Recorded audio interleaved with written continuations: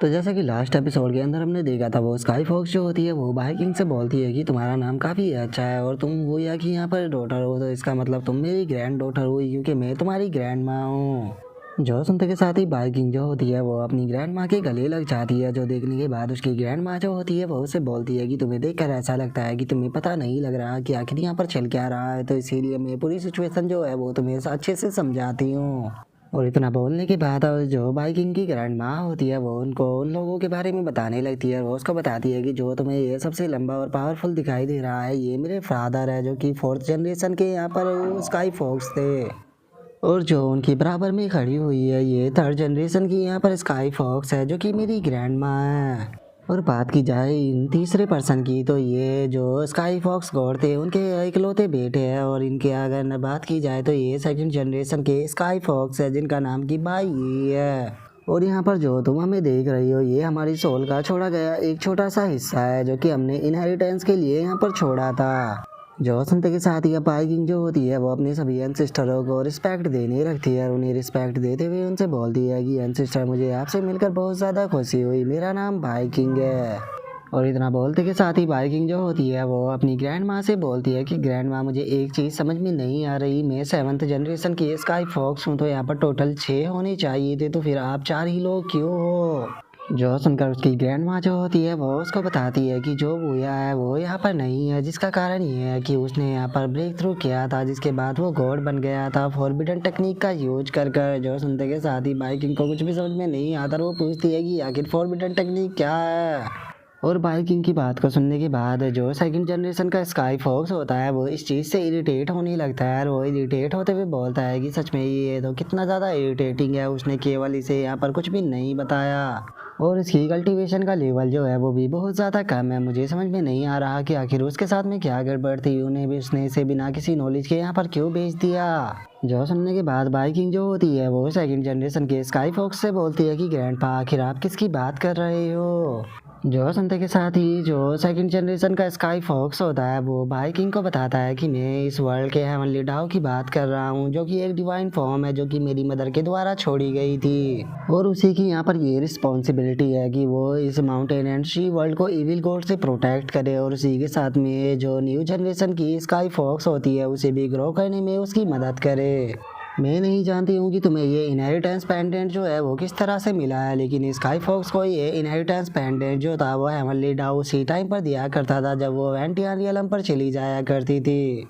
और उसके इतना बोलते के साथ ही जो थर्ड जनरेशन की स्काई फॉक्स होती है वो उसे रोकते हुए बोलती है कि फादर मुझे नहीं लगता कि बाइकिंग को आप अच्छे से समझा पाओगे, तो इसीलिए ये चीज़ मुझे कहने दीजिए। जो सुनकर सेकंड जनरेशन का स्काई फॉक्स भी ओके बोल देता है। जो सुनते ही अब जो थर्ड जनरेशन की स्काई फॉक्स होती है वो बाइकिंग से बोलती है कि जो हमारी एंसिस्टर थी वो गॉड बनने के बाद आउटसाइड वर्ल्ड में गई, जहाँ पर कि उसने बहुत सारे गॉड के साथ में फाइट की, कहा था कि वो हमारे माउंटेन एंड शी वर्ल्ड को यहाँ पर प्रोटेक्ट कर सके। और इन द एंड उसे बहुत पावरफुल गॉडों का सामना करना पड़ा, जिस कारण वो खुद भी बहुत ही बुरी तरह से इंजर्ड हो गई, इवन कि उसकी सोल जो थी वो भी सील हो गई। जिसके बाद जो फर्स्ट स्काई फॉक्स गॉड थी वो वापस से माउंटेन एंड शी वर्ल्ड के अंदर आई और उसने यहाँ पर अपनी पावर से एक पेंडेंट को क्रिएट किया और उसके अंदर उसने सारे सीक्रेट मेथड जो थे वो भी डाल दिए। और उसके ऐसा करने का कारण ये था ताकि वो यहाँ पर आने वाले जो डिसेंडेंट है उन्हें पावरफुल बना सके, प्रोटेक्ट कर सके और ताकि वे इविल गॉड जो है उसे ख़त्म कर पाए। लेकिन ये बहुत ही ज़्यादा दुख की बात थी कि जितने भी स्काई फॉक्स हुए वे कोई भी यहाँ पर सभी सीक्रेट मेथडों को नहीं सीख पाए, सिवाय वूया के। वूया इकलौता ऐसा पर्सन था जिसने कि एंसिस्टर की सारी टेक्निकों को सीखा। और गॉड पर जाने के बाद जो वूया था उसने इविल गॉड के साथ में फाइट की, क्योंकि इविल गॉड जो था वो यहाँ पर फर्स्ट एंसिस्टर की ये सील से आज़ाद हो चुका था। जिसके बाद वूया ने उसे दोबारा से सील किया, जिसमें कि उसने अपनी खुद की भी जान को गंवा दिया। जो सुनते के साथ ही बाइकिंग जो होती है वो बहुत ही ज़्यादा शौक हो जाती है और वो शौक होते हुए अपने मन में सोचती है कि इसका मतलब डैडी इसलिए मारे गए थे क्योंकि उन्होंने इविल गॉड को सील किया था।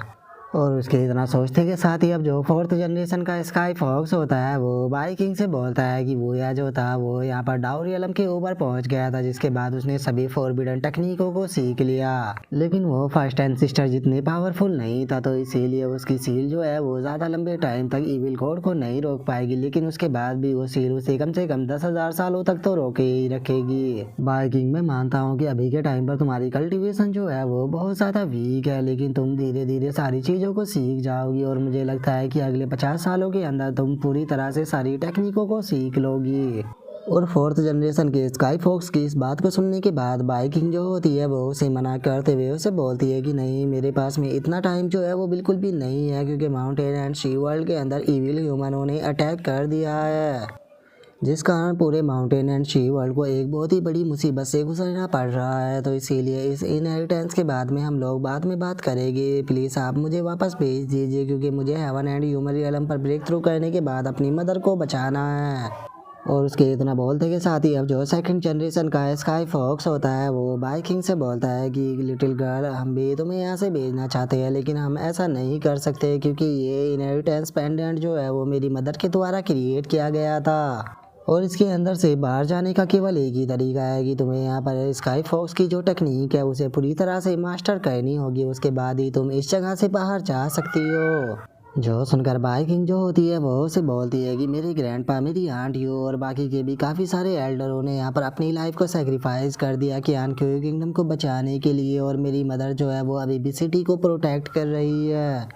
मैंने अपने फादर को बहुत पहले ही खो दिया था, मैंने कभी भी अपने फादर का प्यार नहीं पाया, मेरे पास में बस मेरी मदर ही बची है जिसे कि मैं खोना नहीं चाहती हूँ, तो इसीलिए प्लीज़ मेरी मदद कीजिए। और इतना बोलते ही बाइकिंग वहाँ पर रोने लगती है। और बाइकिंग को इस तरह से रोता हुआ देखकर जो सेकंड जनरेशन का स्काई फॉक्स होता है वो बाइकिंग से बोलता है कि लिटिल गर्ल, क्या तुम्हें मरने से डर नहीं लगता है? जो सुनकर बाइकिंग जो होती है वो उसे बोलती है कि नहीं, मैं मरने से बिल्कुल भी नहीं डरना चाहती हूँ, मैं रियलिटी के अंदर वापस जाना चाहती हूँ जहाँ पर कि मुझे अपनी मदर को बचाना है, और अपने लोगों को बचाने के लिए अगर मुझे अपनी लाइफ को भी सेक्रीफाइस करना पड़े तो मैं इसके लिए भी तैयार हूँ। जो सुनकर सेकंड जनरेशन का स्काई फॉक्स जो होता है वो अपने हाथ को आगे करते हुए उसे बोलता है कि ठीक है, मैं तुम्हारी यहाँ पर मदद करने के लिए तैयार हूँ, इसके लिए तुम्हें यहाँ पर इनहेरिटेंस जो है वो लेनी होगी, जो कि हम तुम्हें अभी के अभी देने के लिए तैयार है, लेकिन याद रखना कि ये बहुत ही ज़्यादा खतरनाक होने वाला है,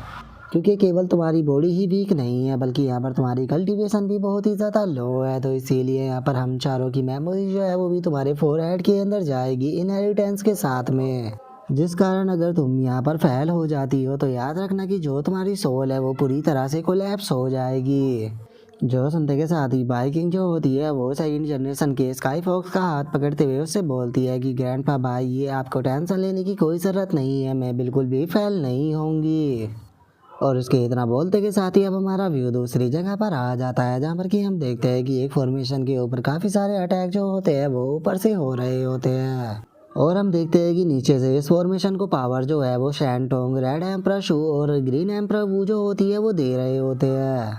और इतनी देर तक अब उस फॉर्मेशन को संभालने के कारण हम देखते हैं कि ग्रीन एम्परर वू जो होती है उसकी हालत ख़राब होने लगती है, जिसका वो गिरने ही वाली होती है, लेकिन तभी जो ग्रैंडमा लिनो होती है वो आकर उसे पकड़ लेती है और उसे पकड़ते हुए बोलती है कि तुम लोगों को चिंता करने की ज़रूरत नहीं है, इसकी स्पेशल एनर्जी जो है वो पूरी तरह से एग्जॉस्ट हो चुकी है, तो इसीलिए इसकी जगह अब मैं इस जगह को संभालती हूँ। जो सुनकर रेड एम्परर शू जो होती है वो शैनटोंग से बोलती है कि मेरे पास में भी अब बहुत ही कम स्पेशल पावर जो है वो यहाँ पर बची है, तो अगर हम लोग इसी तरह से यहाँ पर लगे रहे तो इन द एंड हम सभी मारे ही जाएंगे, तो इसीलिए अब हमारे पास में बस एक ही रास्ता बचा है कि हम यहाँ पर इस सिटी को छोड़कर क्यानक्यू किंगडम से निकल जाए टनल की मदद से, जिसके बाद हो सकता है कि हम अपने लोगों को कम से कम बचा तो पाएंगे। जो सुनते के साथ ही जो शैनटोंग होती है वो उससे बोलती है कि अब भागने के लिए कोई भी जगह नहीं बची है, हम लोग भागकर कहीं भी चले जाए, क्योंकि ये लोग पूरे माउंटेन एंड सी वर्ल्ड को ही डिस्ट्रॉय करेंगे, तो इन द एंड हम लोगों को मरना ही है।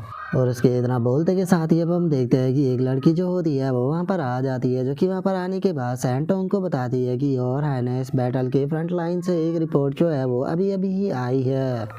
ऐसा बताया जा रहा है कि एकदम से बहुत ही पावरफुल थंडर जो है वो बैटलफील्ड के अंदर आने लगी है, और इसी के साथ में एक स्पेशल स्वॉर्ड जो है वो भी वेस्ट की तरफ से आई है, जिसने कि वहाँ पर आते ही बहुत सारे रीइंकार्नेशनों को मार दिया है।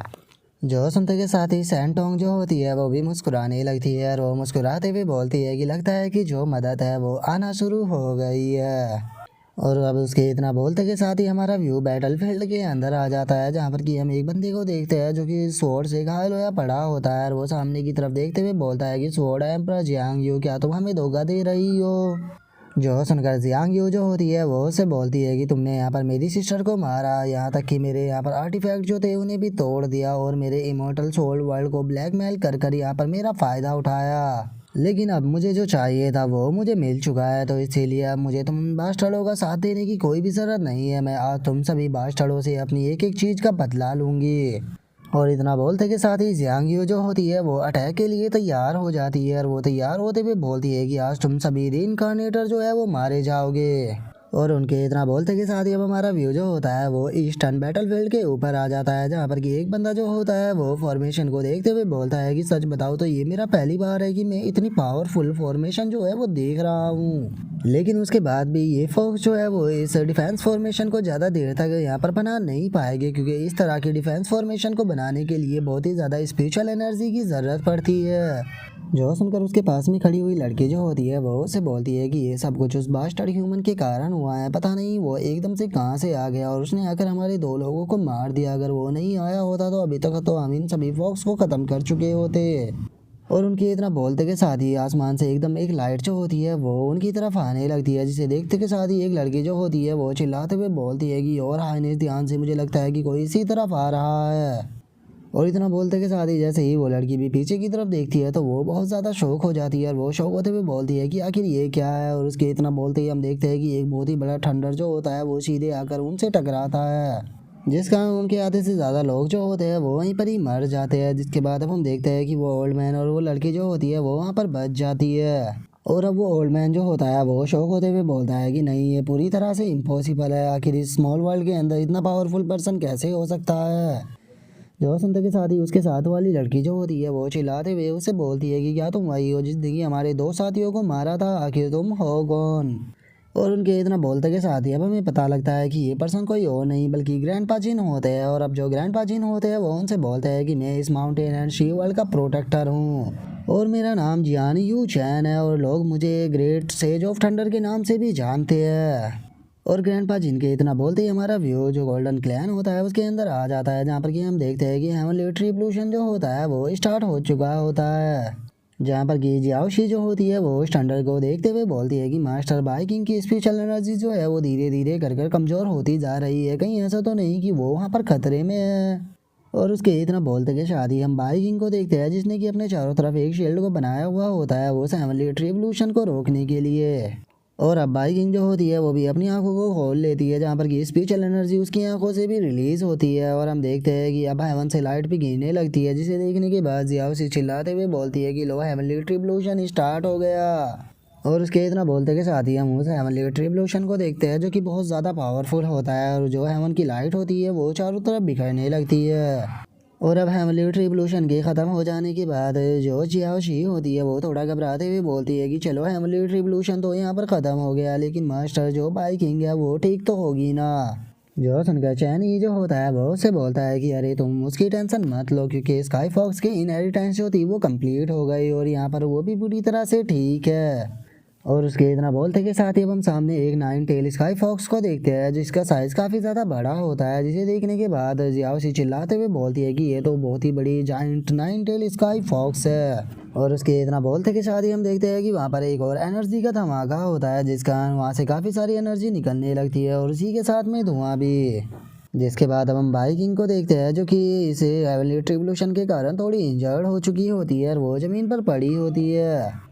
और अब हम देखते हैं कि बाइकिंग धीरे धीरे कर उठने लगती है और वो उठते हुए बोलती है कि मास्टर मैंने कर दिखाया, मैं finally heaven and human realm पर ब्रेक थ्रू कर लिया है। जो सुनते के साथ ही चैन ही जो होता है वो भी बाइकिंग के पास में आ जाता है और वो बाइकिंग के पास में आने के बाद उससे बोलता है कि तुम्हें केवल 2 महीने से 27 दिन का टाइम लगा मोटर रियलम से हेवन एंड ह्यूमन रियलम तक पहुंचने के लिए, और तुम्हारी स्पीड जो है वो केवल माउंटेन एंड शी वर्ल्ड के ही नहीं अंदर ही नहीं बल्कि अगर पूरे वर्ल्ड की भी बात की जाए तो ये बहुत ज़्यादा है।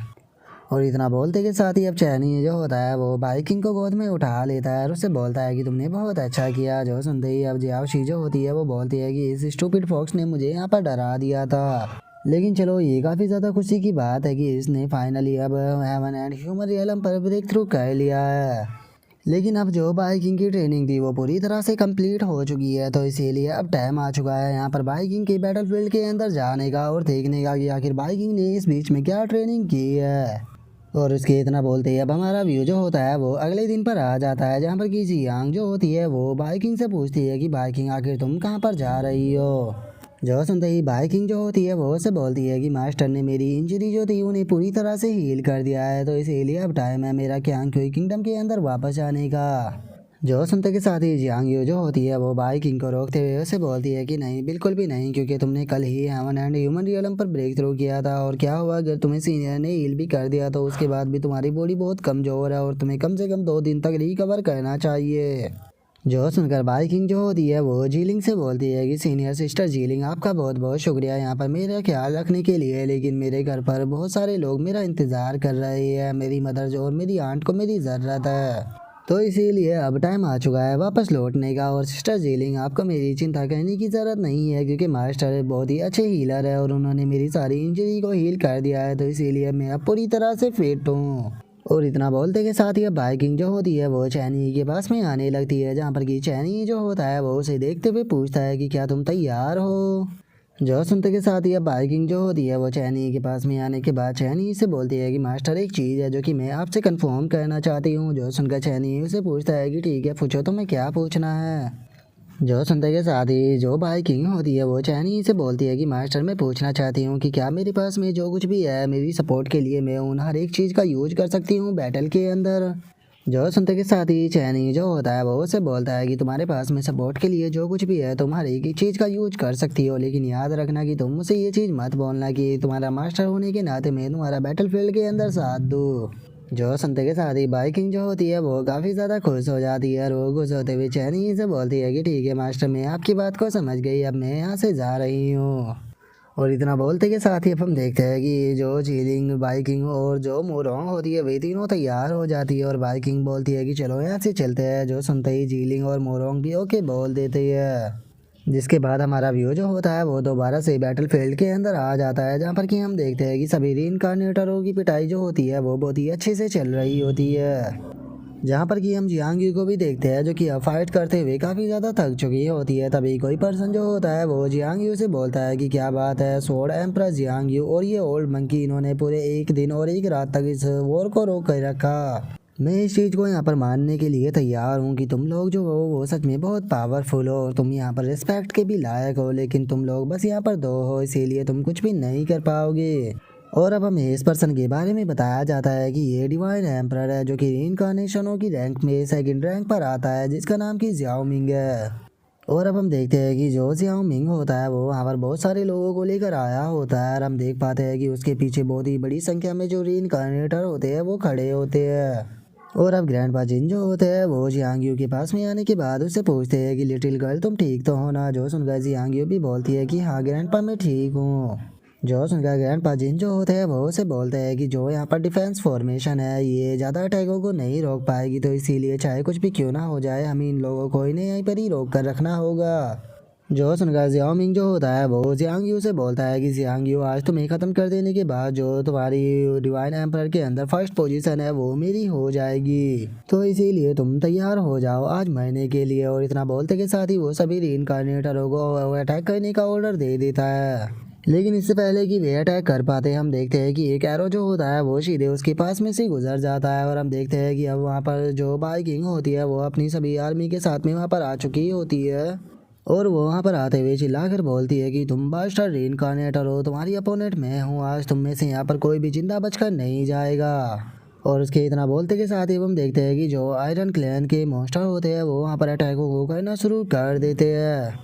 और वहीं जो जीलिंग और बाइकिंग होती है वो भी कार से कूद जाते हैं और जो मोरोंग होती है वो अपनी कार को ऑर्डर देते हुए बोलती है कि ठीक है तो अब टाइम है यहाँ पर इसे लॉगिन करने का। और उसके इतना बोलते के साथ ही हम देखते हैं कि कार के अंदर से आवाज़ आती है जो कि बोलती है कि मैं किन जाऊंगी हूँ, और जो सेकंड अथॉरिटी है वो मोरोंग के द्वारा कंफर्म कर दी गई है, तो इसीलिए प्लीज़ मुझे ऑर्डर दीजिए। जो सुनते के साथ ही मोरोंग जो होती है वो अपनी कार को ऑर्डर देते हुए उसे बोलती है कि ये बेकार लोग जो है उनके ऊपर अटैक करो। जो सुनते के साथ ही उसकी कार जो होती है वो भी तैयार हो चुकी होती है, और उसकी कार उससे बोलती है कि ठीक है मैं पूरी तरह से तैयार हूँ, तो इसीलिए प्लीज़ सीट बेल्ट को बांध लीजिए। और इतना बोलते के साथ ही अब हम देखते हैं कि वो कार जो होती है वो अपने अटैक को कर देती है, जो कि सीधे जाकर रीइंकार्नेटर से टकराता है, जिसे देखने के बाद कुछ रीइंकार्नेटर चिल्लाते हुए बोलते हैं कि इस अटैक के सामने से हटो, ये बहुत ज़्यादा खतरनाक है। और उसके इतना बोलते के साथ ही अब हम उस कार को देखते हैं जो कि वहाँ पर एक लिटिल पांडा के अंदर बदल चुकी होती है, जो कि देखने में भी काफ़ी क्यूट लग रही होती है। और अब यहीं पर ही हमारा आज का एपिसोड जो होता है वो कंप्लीट हो जाता है, तो नेक्स्ट एपिसोड के अंदर देखें कि आगे क्या होता है। अगर आप लोगों को वीडियो अच्छी लगी हो तो लाइक करना, चैनल को सब्सक्राइब करना। मैं मिलता हूँ नेक्स्ट एपिसोड के अंदर, तब तक के लिए बाय बाय गाइस।